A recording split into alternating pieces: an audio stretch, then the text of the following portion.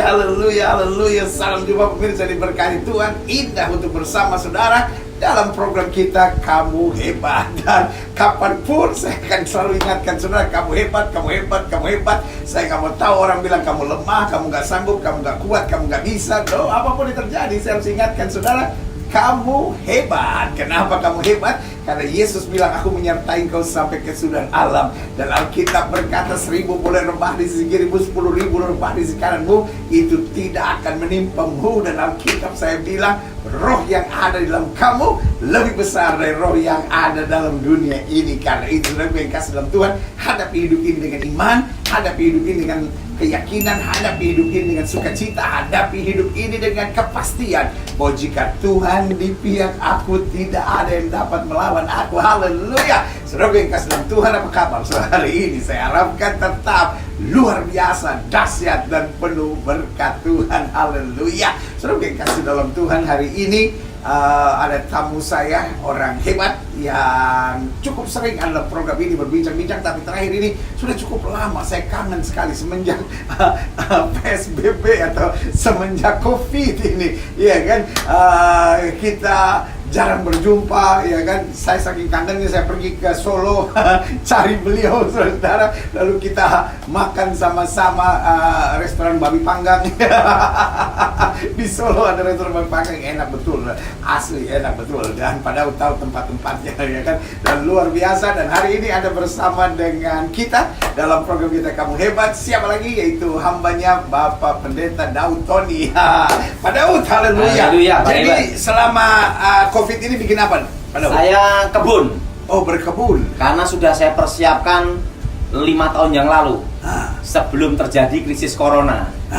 Kenapa? Kenapa udah tiba-tiba siapkan kebun? Karena biasanya urus gereja sama urus setan kan, tiba-tiba ini urus kebun. Karena Tuhan sudah memberitahu saya kira-kira 20 tahun yang lalu. Jadi saya pernah mengalami, Pak Gilbert, kecelakaan. Iya. Kecelakaan motor. Tahun berapa ini? Itu tahun, pokoknya kira-kira tahun 98 ke atas. Iya. Nah, waktu itu naik motor, saya boncengan sama teman, nabrak truk. Nah, jadi sampai saya temangsang di truk gini nih, di bak itu. Astaga. Nah, roh saya dibawa Tuhan, roh saya dibawa malaikat. Malaikat tuh tingginya 3 meter, Pak Gilbert. Jadi tidak ada malaikat tuh yang model bayi kecil-kecil gini, itu tidak ada, Pak Gilbert. Itu cuma di gambar-gambar ucapan selamat Natal. Malaikat tuh tegap-tegap, pasukan perang. Ya. Dan matanya ini kayak sinar intan berlian gitu. Ya. Tubuhnya seperti tatahan es, tapi tidak berdaging. Ya. Itu roh. Tidak ada badannya, itu udah roh. Nah, saya dibawa ke satu tempat. Nah, waktu di tempat itu ada tangga emas. Nah, waktu di tangga emas itu malaikat itu berkata, sebelum kau menghadap Yang Maha Kuasa, engkau harus masuk ke satu ruangan, yaitu ruang Maha Kudus. Nah, di situ saya diajak jalan di satu tempat, Pak Gilbert. Dan di situ ada tirai dari atas ke bawah. Nah, di situ ada tabut perjanjian. Saya udah lihat tabut perjanjian, Pak Gilbert. Nah, malaikat itu berkata, apa yang dilihat Musa tentang kemah suci adalah gambaran dari tempat itu. Jadi aslinya itu di surga. Yang dibuat Musa itu adalah gambaran dari situ. Saya dengar suara awan kemuliaan, lagu itu, Pak Gilbert. Nah, setelah awan kemuliaan, malaikat itu bicara pada saya dalam suatu bahasa. Nah, bahasanya juga bukan bahasa manusia. Nah, tapi ngerti, yaitu bahasa roh. Nah, setelah itu malaikat, karena kita mengertinya bukan dengan otak, pikiran, dan logika, tapi roh, dengan roh. Roh. Nah, malaikat berkata, mari engkau menghadap Yang Maha Kuasa. Nah, pada waktu saya menghadap Yang Maha Kuasa, kembali ke tangga emas itu lagu pujian penyembahan seperti dao air bah. Dan di tangga itu ada sebuah tahta. Dan di tahta itu ada satu, Pak Gilbert, yang menyinari seluruhnya. Karena di sana itu tidak ada matahari, bintang, dan bulan. Dan di sorga tidak ada orang mati, ya. Yang ada malaikat dan Tuhan. Dan waktu itu yang di tahta berkata, akulah Alfa, akulah Omega, akulah Yahweh. Aku telah mati, bangkit, hidup kembali. Jadi Yesus itu adalah Yahweh itu sendiri, Pak Gilbert. Nah, akulah Alfa, akulah Omega. sebelum dunia dijadikan aku sudah mengenalmu, dan sebelum dunia dibentuk aku sudah menetapkanmu. Nah setelah itu Tuhan bicara sama saya, sebenarnya kau sudah waktumu ada di sini, tapi karena engkau minta kembali ke rumah orang tuamu, umurmu kuperpanjang. Selama umurmu diperpanjang di muka bumi, pergunakanlah sebaik-baiknya. Maka dalam hidup ini selama saya hidup tidak mau main-main Pak Gilbert, karena dikasih pesan, pergunakan hidupmu sebaik-baiknya. Tapi sebelum kau kembali ke rumah orang tuamu, akan kutunjukkan apa yang akan terjadi atas bangsamu, hidupmu di masa depan. Dan tangannya gini, akulah alfa, akulah omega, tangannya gini. Nah, di situ saya lihat lubang pakunya ada di sini. Nah, sering kita kalau lihat gambar-gambar kan di sini Pak Gilbert. Ya, di sini. Ini di sini Pak Gilbert. Nah, tiba-tiba langsung terang, syus, ke cahaya itu. Itu seperti layar lebar hari-hari yang akan terjadi atas bangsa ini. Di situ langsung itu dari awal sampai akhir dunia. Nah, disitulah saya lihat bom meledak di sana sini. Waktu saya melihat bom meledak di sini, saya ngomong, Tuhan, aku tidak jadi balik, tidak apa-apa bom ya gitu. Ya. Nah, engkau harus kembali ke rumah orang tuamu. Tunjukkan apa yang terjadi bangsa Indonesia, yaitu Indonesia akan dipulihkan Tuhan itu 25 tahun. Dimulai dari krisis 98. Pemulihan Indonesia itu adalah 25 tahun, itu tahun 2023. Nah, sebelum pemulihan Indonesia akan terjadi krisis ekonomi. Anginnya akan datang 2018, anginnya 19, dan badainya itu 2020. Nah, dan ekonomi akan berhenti, stagnan, berhenti. Itu bulan Juni dan Juli. Dan itu sering saya khotbahkan di gereja-gereja, itu sudah 20 tahun yang lalu. Apalagi waktu tahun 2016, itu sering saya khotbahkan lagi ya, Pak. 2016 ini. Iya. Dan semua orang mungkin pikir Pak Daud gila kali. Waktu itu banyak yang mengatakan saya gila, ada halusinasi. Tetapi Karena saya hitungan ekonomi 2020 Indonesia lagi bagus-bagusnya ya. Iya. Nah, di situ ditunjukkan, anginnya akan datang, badainya akan datang, dan juga diberitahu solusinya untuk mengatasi krisis. Bagaimana umat Tuhan, anak Tuhan bertahan menghadapi krisis itu untuk menuju 2023. Nah, 2023 tepatnya bulan Januari, setitik terang akan datang. Setitik terang, Pak Gibran. Jadi setitik terang itu baru datang itu 2023, tepatnya bulan Januari. Setitik harapan. Nah, di situ ditunjukkan hari yang akan terjadi. Nah, di situ Tuhan beritahu saya, mari ku tunjukkan di rumah Bapakku banyak tempat tinggal. Nah, disitulah saya diajak jalan satu tempat, itu lantainya emas, dan disitu ada benteng. Bentengnya itu terbuat dari batu blue safir, batu rubi, batu emerald, batu jamur, batu-batu mulia. Tidak ada batu ake. Semua batu mulia, Pak Gilbert. Ya.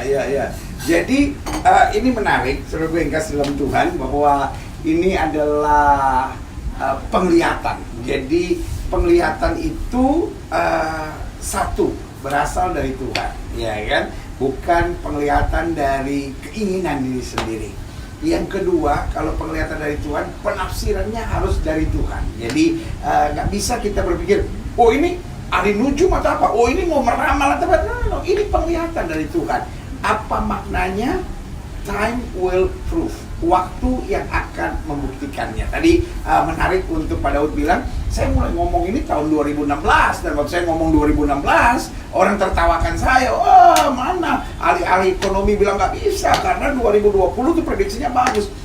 Nobody knows. Nah, itulah penglihatan. Sebagian mungkin akan berkata, lo kalau Pak Daud betul-betul lihat dari Tuhan, kenapa Tuhan nggak ngomong sama Pak Daud bahwa akan ada corona? Loh, kan Tuhan yang kasih penglihatan. Ya tergantung Tuhan, ngapain mau atur Tuhan? Iya dong, kan kadang-kadang Tuhan mau kasihnya cuma bagaimana satu, mempersiapkan iman. Dua, bagaimana memberitahu kepada setiap orang percaya, aku tahu apa yang akan terjadi, kau tidak perlu khawatir gitu. Dan yang ketiga, menjelaskan juga solusi-solusinya. Jadi saudara gue kasih dalam Tuhan, kalau yang namanya penglihatan sudah tidak usah untuk di depan, tapi penglihatan baik untuk kita mengetahui apa ini, dan kita kondisikan dengan apa yang terjadi hari-hari ini. Oh iya, ini benar. Oh iya, berarti Tuhan begini. Oh Tuhan begini. Kira-kira apa yang Tuhan kasih tahu solusinya dong? Nah, ini setelah ditunjukkan, ini saya cerita dulu Pak Gilbert ya. Iya. Tunjukkan. Nah, saya itu di situ saya melihat pemandangan yang hebat sekali Pak Gilbert. Iya. Nah, saya tanya sama Tuhan, Tuhan, siapakah istriku di masa depan? Oh, waktu itu belum nikah nih? Belum menikah, Oh. saya masih bujang. Iya. Tunjukkan. Yes. Rambutnya lurus, tapi saya tidak bisa lihat wajahnya. Nanti kau akan ketemu di satu tempat. Betul, ketemu saya di KKR. Ya cirinya rambutnya itu. Nah, dan- ini itulah yang namanya penglihatan Pak Daud. Jadi penglihatan itu kadang-kala orang kan pikir, loh kalau itu dari Tuhan mestinya lengkap semua, tergantung Tuhan kan. Sama seperti kita kasih tahu anak kita kan. Kita misalnya kasih tahu, pokoknya papa akan pulang jam 9. Terus anak tanya, papa mau kemana? Kadang-kala kita kasih tahu, kadang-kala kita bilang gini, papa mau ke Semarang.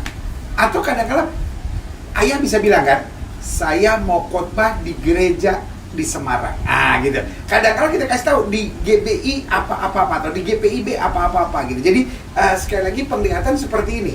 Jadi saudara-saudara, saya pelajari dari penglihatan Pak Daud, kita belajar banyak gitu. Bahwa kadang-kala Tuhan nggak mau kita akhirnya hanya pakai seperti kayak Google Map gitu kan. Oh ini bukan ya, gitu kan. Tetapi dapat sebuah konfirmasi. Pokoknya rambutnya lurus. Terus Ya. Daud, ini Dan asik setelah ini. itu ditunjukkan ada seorang anak kecil perempuan. Dia ngeliatin saya. Saya ngeliat anak kecil itu jelas sekali Pak Gilbert. Jadi sebelum saya menikah, sebelum ketemu istri saya, sebelum pacaran, saya sudah ketemu anak saya Pak Gilbert. Padahal waktu itu belum tahu ini apa, ini Iya. anak saya atau bukan. Cuma Beritahu, ini anakmu. gadis ini ini udah dikasih tahu. Tuhan beritahu ini anakmu di masa depan. Jadi sebelum anak itu lahir, saya udah lihat dia Pak Gilbert. Jadi yang mana ini? Anak pertama, Felicia. Oh, yang Feli ini. Ditunjukkan ini anakmu. Nah, memang wajahnya itu. Sama. Waktu lahir. Udah, sama itu udah.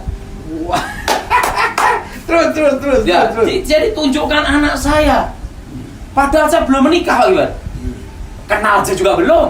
Iya. Tapi udah ngeliat anaknya. Tahu aja yang mana, pokoknya rambut lurus. Iya. KKR setiap ini rambutnya lurus repot ya. Iya. Pokoknya rambut lurus saya lihat. Kecuali KKR di Papua masih boleh kan, nggak pakai rambutnya lurus. Semua keriting. Nah, apa yang terjadi? Ditunjukkan. Hari-hari akan terjadi. Nah, setelah itu Tuhan beritahu, udah waktunya kamu kembali. Sebagai tanda engkau pernah ada di sini, engkau akan kuberikan lagu-lagu yang kau dengar itu. Karena saya dengar lagu surga Pak Gilbert. Nah, setelah itu saya suruh kembali. Nah, waktu itu saya suruh naik kereta berkuda, berapi Pak Gilbert. Jadi keretanya Yang itu lagunya yang biar awan kemuliaanmu. Nah, setelah itu masih banyak lagu lagi Pak Gilbert. Nah, sebagai tanda engkau pernah ada. Padahal di sini. kamu nggak bisa nyanyi. Hancur. Semua alat musik bisa pegang, tidak bisa main. Terus. Tapi saya sudah diberikan lagu Tuhan 75 lagu lebih Pak Gilbert. Nah, ditunjukkan hari-hari yang akan terjadi. Nah, itu saya naik kereta berkuda, kudanya itu gini Pak Gilbert. Ini kuda putih berapi gitu. Nah, setelah itu keretanya model gini Pak Gilbert. Nah, malaikat di samping ini, di depan gini, saya di belakang. Turun ke bumi. Saya kira kan turunnya gini Pak Gilbert, naiknya gini ya. Bukan, langsung gini Pak Gilbert. Maksud kayak kilat Pak Gilbert. Langsung roh saya masuk dalam tubuh. Saya hidup kembali. Disitulah saya melayani Tuhan sampai sekarang. Nah, disitulah saya diberitahu solusi untuk menghadapi krisis itu. Nah, kalau dikasih tahu penyakitnya, tidak tahu obatnya, kan namanya mati konyol Pak Gilbert. Nah, tapi Tuhan itu baik. Kalau Tuhan selalu kasih tahu dua-duanya. Ya, dua-duanya. Tuhan beritahu bahwa aku menyertai umatku dan memelihara umatku di tengah-tengah kesusahan. Dan seringkali kalau Tuhan kasih penglihatan nggak detail, Oh, enggak. detailnya ya. Nah, Luar biasa. jadi gini, Pak Gilbert. Anginnya akan datang 2018, 19, 2020. Ya. Akan terjadi namanya deflasi, yaitu daya beli masyarakat akan anjlok turun. Kedua, tahun depan akan jadi inflasi untuk menggenjot, menggerakkan ekonomi. Nah, pada waktu deflasi, waktunya anak-anak Tuhan untuk beli tanah. Karena nanti yang akan aman dalam investasi itu hanya ada dua, Pak Gilbert. Tanah dan emas. Itu saya bicara sudah 20 tahun yang lalu, Pak Gilbert. Dan yang ketiga adalah perak. Nih. Nah, tapi emas kan udah mahal, Pak Gilbert. Udah sampai 1 juta kan? Nah, 20 tahun yang lalu kan tinggal berapa aja, Pak Gilbert. Nah, waktu itu ditunjukkan hindari investasi yang non real. Nah, di situ saya mendapat penjelasan dari Tuhan. Non real itu seperti saham gitu ya. Seperti investasi kayak Indosurya, investasi Jiwasraya, kan gitu, itu investasi, Pak Gilbert. Nah, sekarang ini bermasalah. Jadi gini, Pak Gilbert. Di situ saya tanya sama Tuhan, kenapa anak-anak Tuhan harus menghindari investasi non real? Supaya saya bisa menjelaskan umat Tuhan. Nah, dijelaskan. Di situ saya dikasih pengertian bahwa bulan 6, bulan 7 stagnat. Ekonomi stagnat artinya ekonomi berhenti. Sampai menuju 2023. Berarti akan pelan-pelan sekali ini bertumbuhnya. Nah, kalau investasi ke A, otomatis investasi kita digerakkan untuk diputarkan untuk mendapat keuntungan. Ya. Nah, tapi kalau misalnya ekonomi tidak bergerak, bagaimana muter, Pak Gilbert? Nggak bisa dapat keuntungan. Bukannya keuntungan, malah bisa kemakan bunga, Pak Gilbert. Kebuntungan. Atau kebuntungan malah. Bunga bank rendah, investasi bahaya, Pak Gilbert. Bisa-bisa terjadi kasus-kasus seperti Indosurya, Ya. Jiwasraya. Ya. Nah, karena waktu ekonomi berhenti, untuk investasi non real itu tidak bagus. Memang pendapat saya mungkin banyak orang yang tidak setuju, tapi ini kenyataan, Pak Gilbert. Ya, istilahnya penglihatan yang kamu dapat, Iya. kamu sampaikan aja, kan orang mau percaya kamu Ya percaya. sudah, Pokoknya gitu. Ini Pokoknya- yang saya dapat kan gitu. Iya, selama ini masa krisis, ini tidak boleh investasi non real. Nah, karena tahun ini adalah deflasi, artinya daya beli masyarakat turun. Nah, kenapa kita harus beli tanah? Karena tanah tidak akan bertambah, gitu. Ya. Dan waktu itu juga dijelaskan sama Tuhan bahwa beli tanahnya pun pinggir-pinggir kota. Dan itu supaya dijelaskan 2 mobil lewat. Semua yang dilewati pintu tol. Dan saya tanya Tuhan, untuk apa Tuhan? Karena Tuhan tuh ingin umatnya juga diberkati. Bukannya umatnya miskin. Jadi tidak ada teologi harus Kristen miskin terus, tidak ada. Ya, Tuhan itu berkati. Kalau kita miskin, kita berdoa, Tuhan pasti berkati. Tapi tidak seumur hidup kita harus jadi miskin terus, Pak Gilbert. Yang penting harus berjuang. Harus berjuang. Nah, dan tidak harus kita Kristen harus jadi kaya, kan tidak. Pokoknya diberkati. Diberkati, Yang penting setiap hari bisa bersyukur, bisa sehat. bisa jadi berkat, Ah, ada makanan, Udah dan cukup, ya. tidak meminta-minta. iya itu aja udah cukup. Iya kan? Dan keluarga baik-baik itu lebih daripada harta. luar biasa. Nah, Daud, ini kan ilmu yang tidak pernah bisa terpisah dari kamu, yaitu ilmu ilmu urusan setan. Nah, ya kan? Di saat-saat krisis, setan seperti apa yang paling banyak bekerja? Pertama, setan-setan yang menjatuhkan hamba-hamba Tuhan besar. Ah. Karena tidak ada kerjaan. Iya betul. Karena hamba-hamba Tuhan besar kan biasanya punya Khotbah. adrenalin kan? Iya. Oh, iya, iya. Tiba-tiba stagnan, berhenti. Nah, repotnya apa? Serang sana, serang sini. Jadi ada banyak hamba-hamba Tuhan besar jatuh, ada banyak adu serang-serangan satu sama lainnya, akhirnya terus. Dan yang ketiga, ini nanti terjadi seperti terbatas semua. Yaitu, sekarang gini Pak Gilbert, ya maaf kata, jemaat datang aja, kolektor pelit. Apalagi tidak datang. Jadi secara gereja, persembahan mengaruh juga. Tapi Tuhan beritahu, gereja kan milik Tuhan. Tuhan pasti cukupi gerejanya sendiri dengan caranya. Jadi yang istilahnya ini masa penampian panggilan Ujian. juga, iya kan? Iya. Jadi yang memang dipelihara Tuhan, ada saja cara pelihara Tuhan. Iya. Kan seperti Elia, ini kan seperti zaman Elia juga kan, ketelingan yang dia harus dipelihara sama burung gagak kan? Iya, burung gagak, burung rakus. Ya. Jadi untuk pendeta-pendeta hamba-hamba Tuhan Kita tidak boleh mengandalkan hanya ini satu toh, enggak. Kita harus mengandalkan Tuhan. Iya. Jadi sekarang Daud ini saya pelajari betul. Saya rasa diberkati dengan apa yang Pak Daud sampaikan. Jadi gini, hamba-hamba Tuhan besar satu sekarang sedang goyang. Goyangnya kenapa? Karena ya mungkin kan Zona nyaman dan punya adrenalin kan, iya. punya adrenalin untuk ke sana acara besar, dan sekarang cuma bicara sama kamera satu. Yang kedua akhirnya membakar adrenalinnya dengan apa? Saling mengkritik kan, iya. saling menyerang, iya. saling ini. Nah, yang padahal ketiga, tidak ada orang bertobat karena berdebat. Tidak ada orang bertobat karena berdebat, betul. Nah, yang ketiga, yang parah, hamba-hamba Tuhan yang mungkin secara size, secara ukuran pelayanan lebih kecil, kan menghadapi tekanan besar kan? Iya. Akhirnya dalam tekanan ini bukan berlutut di kaki Tuhan, padahal kan hamba Tuhan besar, hamba Tuhan menengah, hamba Tuhan siapapun ukuran pelayanannya berbeda-beda, iya. tapi kan semua menghadapi badai yang sama kan? Nah, cuman tadi kita belajarkan ini, yang ini goyang, yang ini saling menyerang juga. Ujian nah, ini, penampian. Yang ini Daud, yang size pelayanan kecil, yang mungkin nggak punya kapasitas untuk live, online dan lain-lain, sekarang sedang menyerang yang besar. Iya. Kenapa? Kok dia yang besar, kok tidak peduli kami? Iya. Nah, jadi akhirnya sekarang perpecahan. Rohnya roh pembatasan. Nah, karena gini Daud, akhirnya kita nggak kembali kepada siapa yang memilih kita. Iya kan? Sebagian bilang gini, oh sinode kami nggak memperhatikan kami, kita cari sinode yang mau memperhatikan kita. Nah, itu begitu. Nah, gitu. Lalu yang kedua misalnya gini, oh hamba Tuhan seperti ini, hari ini nggak peduli kita. Padahal kita harus jujur Daud, mau size pelayanan besar, mau size pelayanan sama sedang, aja. yang pilih kita, panggil kita Tuhan. Iya kan? Contohnya iya. Pak Daud.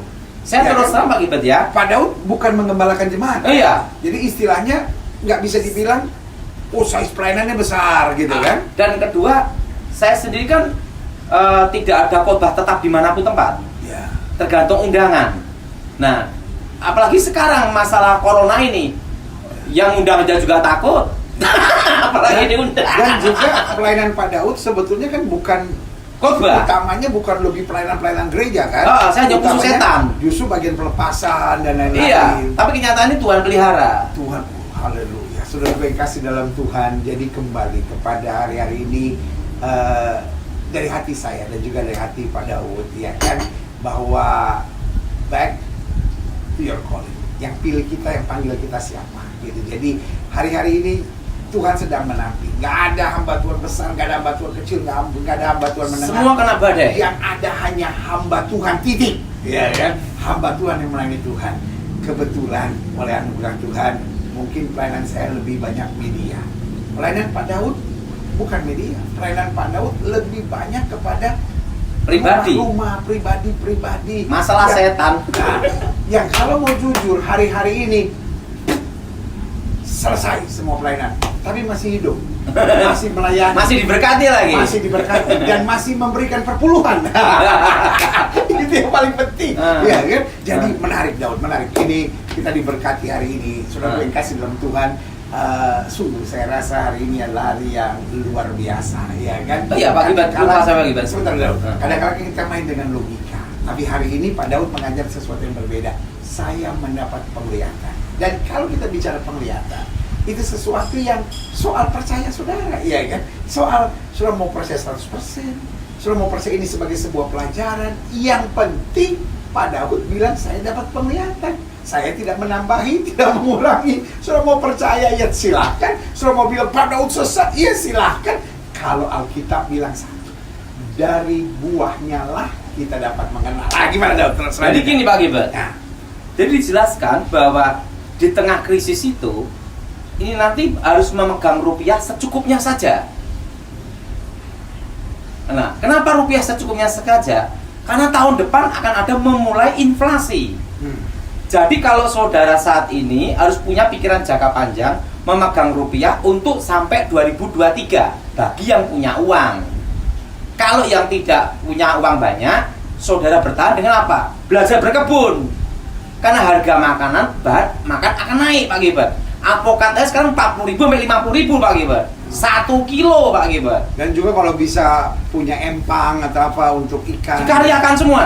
hamba-hamba Tuhan yang tidak ada kesempatan untuk YouTube atau kesempatan untuk offline online itu ya.